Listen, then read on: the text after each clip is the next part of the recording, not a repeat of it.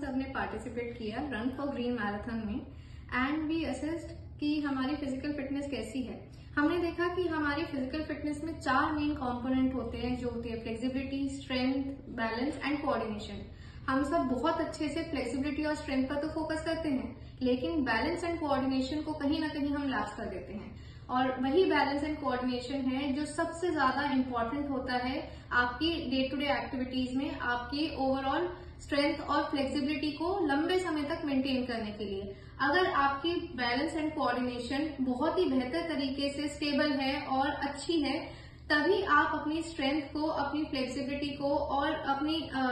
Overall stamina को maintain कर पाएंगे थ्रू आउट द डे। चाहे फिर आप कोई भी एक्टिविटी कर रहे हो, चाहे फिर आप बैठे हैं, चाहे फिर आप खड़े हैं, चाहे आप वॉक कर रहे हैं, या फिर आप किसी स्पोर्ट्स या एथलेटिक इवेंट में पार्टिसिपेट कर रहे हैं। तो इस तरह से हम लोग असेस करते हैं बोगो मोशन के थ्रू बैलेंस एंड कोऑर्डिनेशन, जिसमें आपको एक प्लेटफॉर्म के ऊपर और एक स्टेबिलिटी ट्रेनर के ऊपर खड़ा किया गया था और फिर आपके पैरों के बैलेंस और कोऑर्डिनेशन के थ्रू असेस किया गया था कि आपका ओवरऑल रिजल्ट क्या है और साथ में आप किस तरह से उसको इम्प्रूव कर सकते हैं।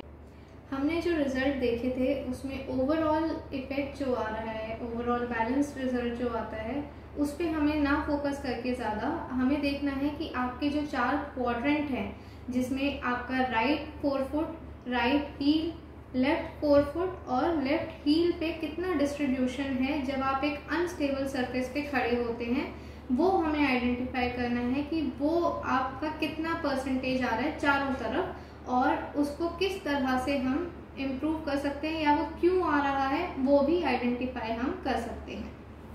इसी के लिए हमें कूपन दिया था जो कि आप यूटिलाइज कर सकते हैं फ्री कंसल्टेशन के लिए। तो आप आइए और जानिए कि आपकी किस किस इश्यूज की वजह से वो बैलेंस एंड कोऑर्डिनेशन लैप्स हो रहा है और आपका इतना पुअर या एवरेज रिजल्ट क्यों आया और किस तरह से हम इसको इम्प्रूव कर सकते हैं। Thank you for joining us.